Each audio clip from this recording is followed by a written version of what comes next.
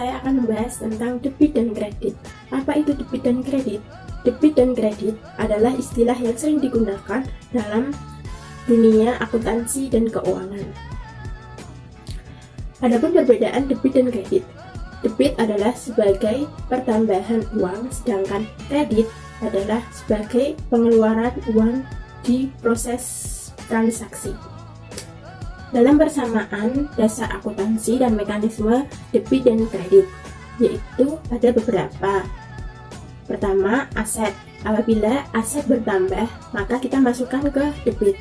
Sedangkan apabila aset berkurang, kita masukkan ke kredit. Selanjutnya ada hutang.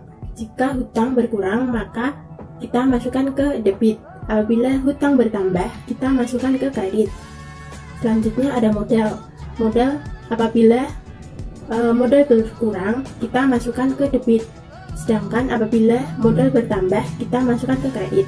Selanjutnya ada pendapatan. Apabila pendapatan berkurang, maka kita masukkan ke debit. Sedangkan apabila pendapatan bertambah, kita masukkan ke kredit. Selanjutnya ada biaya. Apabila biaya bertambah, maka kita masukkan ke debit. Sedangkan biaya berkurang, kita masukkan ke kredit. Selanjutnya ada priv. Apabila priv bertambah, kita masukkan ke debit. Jika priv berkurang, kita masukkan ke kredit. Yang termasuk aset adalah kas, piutang, perlengkapan, persediaan, investasi, tanah dan bangunan. Sedangkan yang termasuk hutang adalah hutang usaha, hutang biaya, hutang jangka panjang. Sedangkan modal yaitu modal pemilik. Selanjutnya yang termasuk pendapatan adalah pendapatan usaha dan lain sebagainya. Adapun biaya, yang termasuk biaya adalah biaya gaji, biaya dan jasa, sewa, perlengkapan, dan BHP, konsumsi, iklan, dan penyusutan. Adapun price, yang termasuk price adalah price pemilik.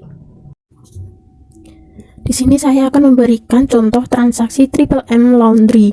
Yang pertama yaitu tanggal 1 Agustus. Transaksinya yaitu contoh penyetoran uang tunai sebesar 10 juta untuk mendirikan laundry Triple M.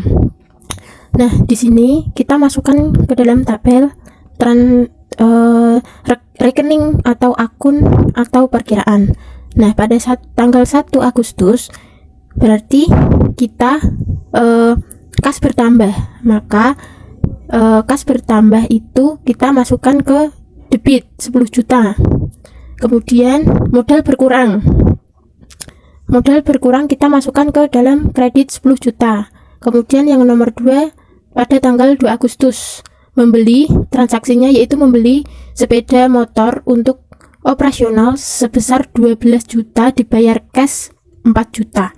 Nah, di sini membeli sepeda motor yaitu kendaraannya bertambah, maka kita masukkan ke dalam debit 12 juta. Selanjutnya untuk membeli sepeda motor itu kasnya berkurang, maka kita masukkan ke kredit 4 juta. Kemudian baru dibayar cash 4 juta, sedangkan biaya sepeda motor itu 12 juta, maka masih berhutang 8 juta, maka kita masukkan ke kredit.